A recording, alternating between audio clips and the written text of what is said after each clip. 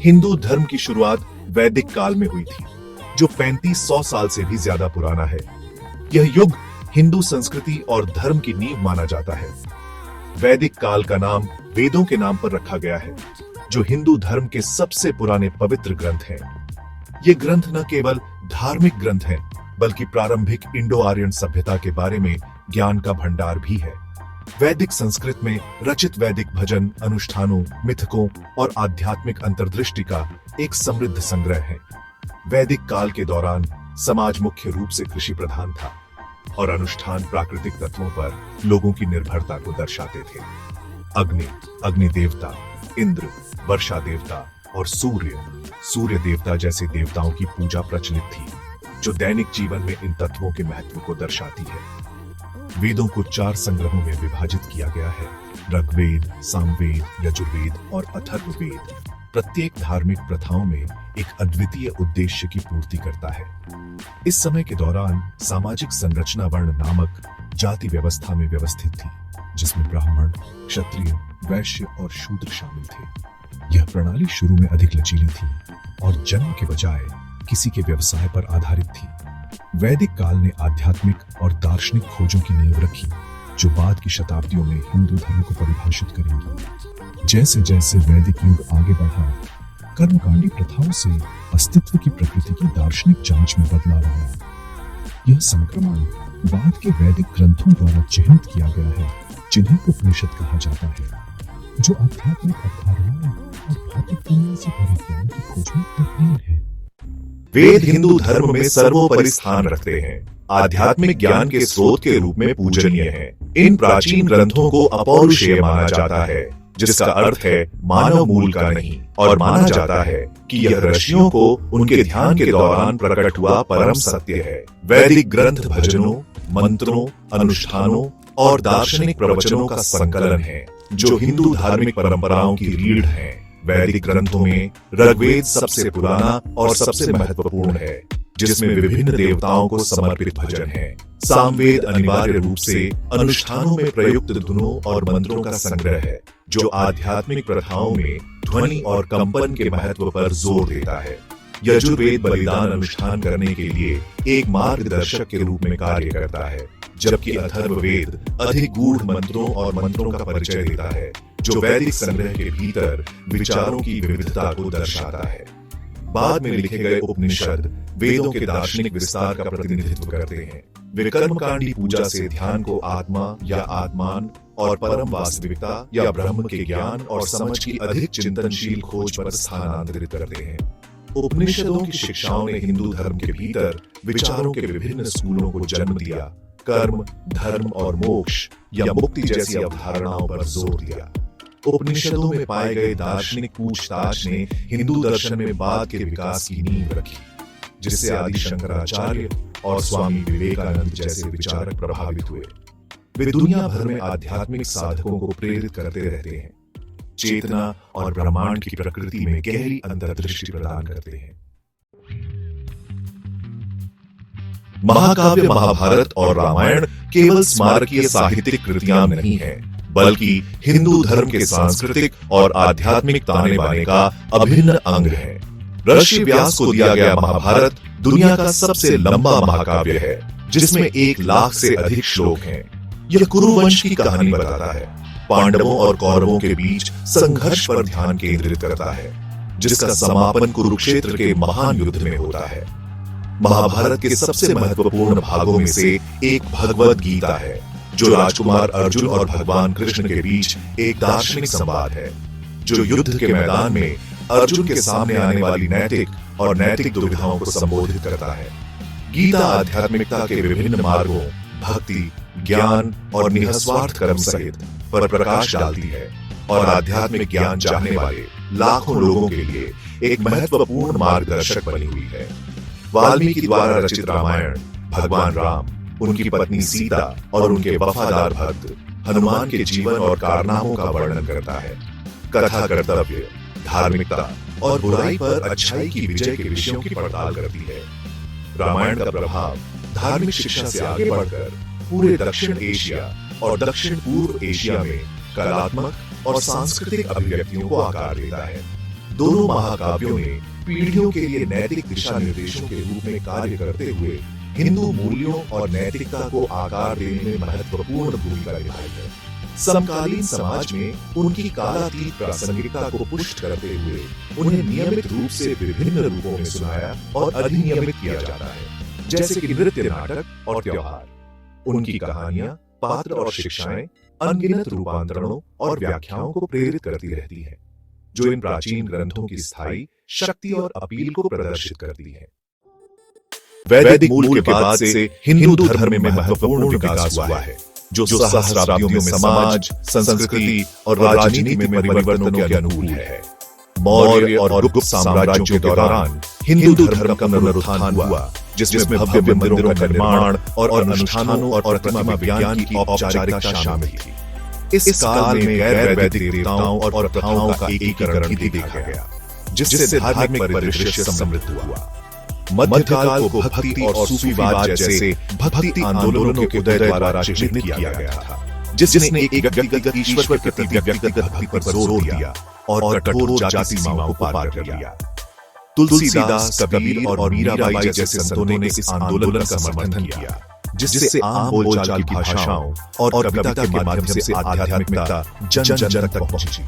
भारतीय उपमहाद्वीप में इस्लाम के आगमन ने महत्वपूर्ण परिवर्तन लाए, जिसमें हिंदू और इस्लामी कला, संस्कृति और वास्तुकला का संश्लेषण शामिल है।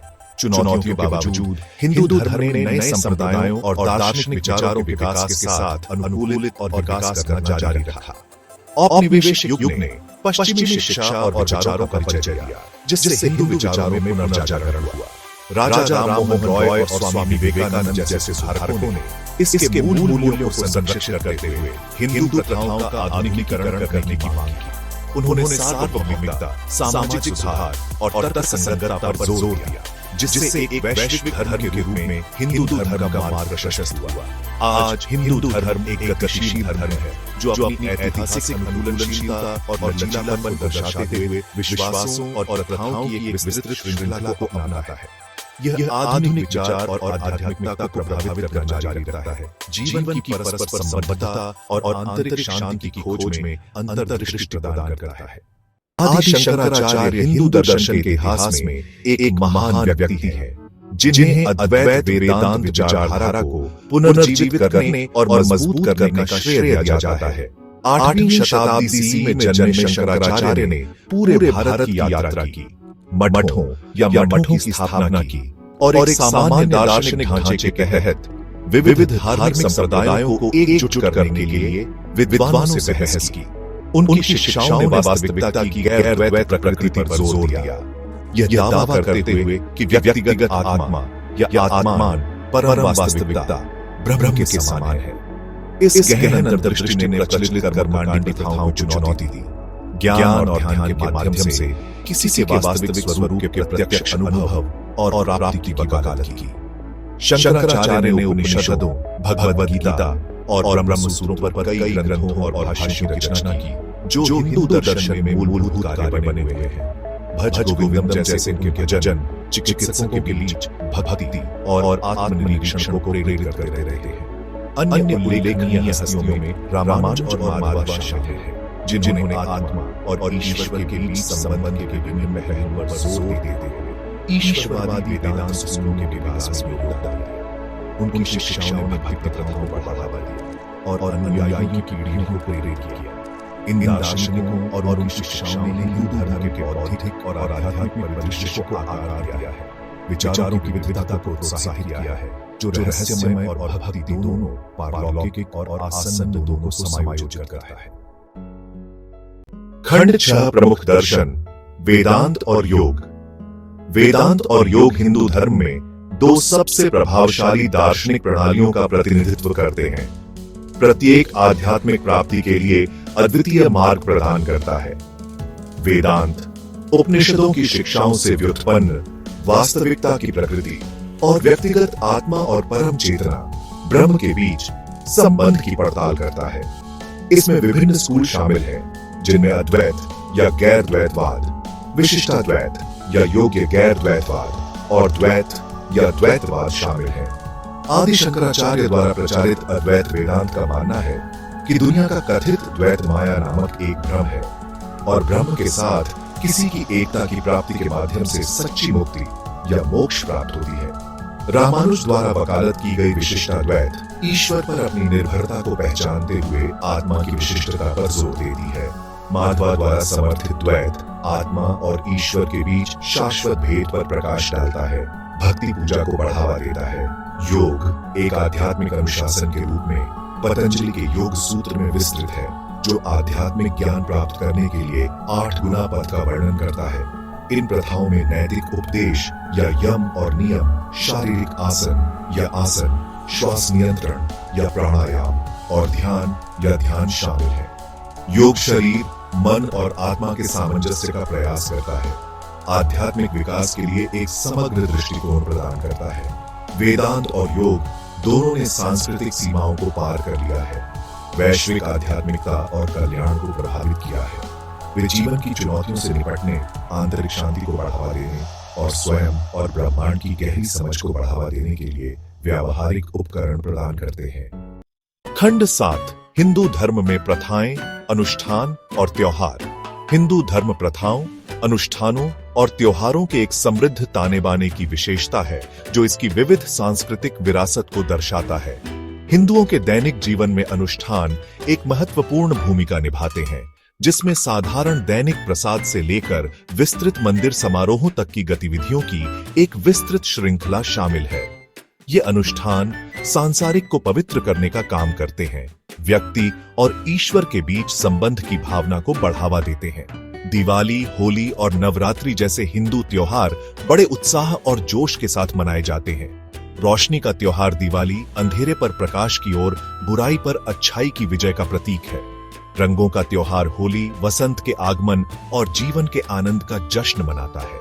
नवरात्रि 9 रातों के नृत्य, संगीत और देवी के विभिन्न रूपों को समर्पित उपवास के साथ दिव्य स्त्री का सम्मान करती है। वाराणसी, ऋषिकेश और दक्षिण भारत के मंदिरों जैसे पवित्र स्थलों की तीर्थ यात्रा या यात्रा हिंदू भक्ति का एक अभिन्न अंग है।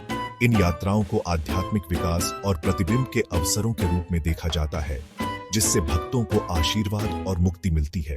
हिंदू धर्म में अनुष्ठान और त्योहार केवल धार्मिक दायित्व नहीं है, बल्कि समुदायों के सामाजिक और सांस्कृतिक ताने बाने में गहराई से बुने गए हैं। वे अपनेपन, निरंतरता और सांस्कृतिक पहचान की भावना को बढ़ावा देते हैं, साथ ही नवीकरण और परिवर्तन के अवसर भी प्रदान करते हैं।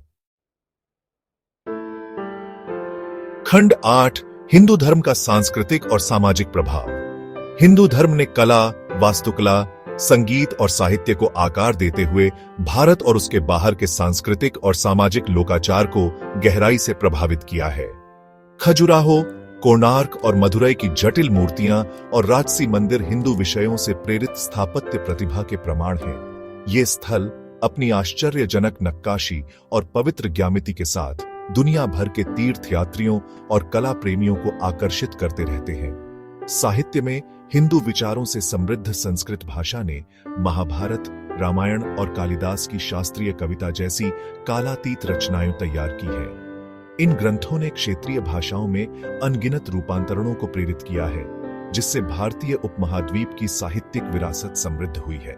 हिंदू संगीत और नृत्य रूप जैसे कि भरतनाट्यम, कथक और कर्नाटक संगीत हिंदू धर्म के आध्यात्मिक और दार्शनिक सिद्धांतों को मूर्त रूप देते हैं, जो कहानी कहने और भक्ति के शक्तिशाली माध्यम के रूप में कार्य करते हैं। इन कला रूपों ने अंतरराष्ट्रीय स्तर पर मान्यता प्राप्त की है, जिससे अंतर सांस्कृतिक आदान प्रदान और प्रशंसा को बढ़ावा मिला है। हिंदू धर्म का सामाजिक प्रभाव सामाजिक संगठन तक फैला हुआ है, जिसमें धर्म या कर्तव्य और अहिंसा या अहिंसा जैसी अवधारणाएं नैतिक व्यवहार और नैतिक मूल्यों को प्रभावित करती हैं। चुनौतियों के बावजूद हिंदू धर्म ने आधुनिकता के अनुकूल बनाया है, आध्यात्मिकता, पारिस्थितिकी और मानवाधिकारों पर प्रवचन में योगदान दिया है। समकालीन समाज में इसकी प्रासंगिकता की पुष्टि करता है। खंड 9 समकालीन समाज में हिंदू धर्म की प्रासंगिकता। आज की तेज तर्रार दुनिया में हिंदू धर्म मूल्यवान अंतर्दृष्टि और प्रथाओं की पेशकश जारी रखता है, जो समकालीन साधकों के साथ प्रतिध्वनित होती है। आंतरिक अन्वेषण, क्लीन कॉन्शियंस और समग्र जीवन पर इसका जोर आधुनिक कल्याण आंदोलनों के साथ अच्छी तरह से संरेखित होता है, जो अपने जीवन में संतुलन और अर्थ की तलाश करने वाले व्यक्तियों को आकर्षित करता है। हिंदू दर्शन में निहित योग और ध्यान जैसी प्रथाओं ने अपने शारीरिक और मानसिक स्वास्थ्य लाभों के लिए वैश्विक लोकप्रियता हासिल की है। हिंदू धर्म की बहुलवादी प्रकृति, विश्वासों और प्रथाओं के व्यापक स्पेक्ट्रम को अपनाते हुए बहुसांस्कृतिक दुनिया में सहिष्णुता और सह अस्तित्व के लिए एक ढांचा प्रदान करती है। प्रकृति के प्रति श्रद्धा और वसुधैव कुटुंबकम की अवधारणा या दुनिया एक परिवार है में परिलक्षित पर्यावरणीय प्रबंधन पर इसकी शिक्षाएं सतत जीवन और वैश्विक सद्भाव के लिए एक खाका प्रदान करती हैं। डिजिटल युग में हिंदू धर्म का पुनरुत्थान हो रहा है। ऑनलाइन प्लेटफॉर्म आध्यात्मिक शिक्षाओं के प्रसार और वैश्विक समुदायों को जोड़ने की सुविधा प्रदान करते हैं। इस पहुंच ने युवा पीढ़ियों के बीच रुचि को फिर से जगाया है, उनकी सांस्कृतिक विरासत की गहरी समझ और प्रशंसा को बढ़ावा दिया है। जैसे जैसे मानवता अभूतपूर्व चुनौतियों का सामना कर रही है, हिंदू धर्म का कालातीत ज्ञान प्रेरणा और मार्गदर्शन का स्रोत प्रदान करता है। इसकी शिक्षाएं आत्मनिरीक्षण, करुणा और लचीलापन को प्रोत्साहित करती हैं, व्यक्तियों को प्रेम और शांति के सार्वभौमिक मूल्यों में निहित रहते हुए आधुनिक जीवन की जटिलताओं को नेविगेट करने का अधिकार देती है।